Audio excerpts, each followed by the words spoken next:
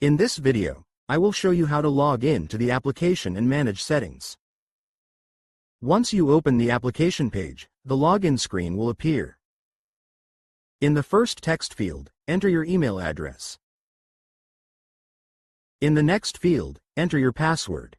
Click the Login button to access the system. After a successful login, you will be redirected to the home screen. To switch between light and dark mode, click the icon at the top of the page. Click your username to change password. Select the password change option from the drop-down list. In the current password field, enter your current password to verify your identity. Below, enter a new password. It should be at least 6 characters long and contain uppercase and lowercase letters. In the next field, re-enter the new password to confirm it. Click Reset Password to save the changes.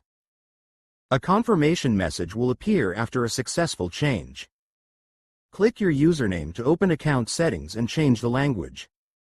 From the drop-down menu, select your details.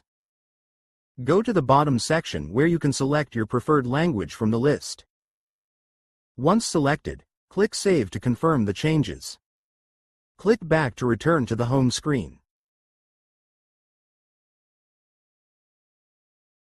To customize the displayed options, click the button on the right side of the screen. Remember that you can only change the options from the home screen. Check or uncheck the items of interest to tailor the view to your needs.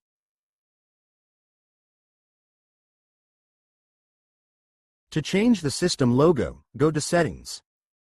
In the Settings menu, click System Operations. In the Object Settings section, click System Logo.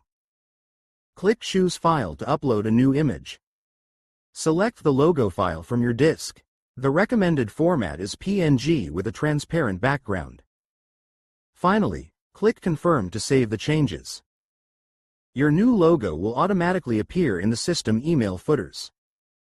Clicking the system logo takes you directly to the application's home screen.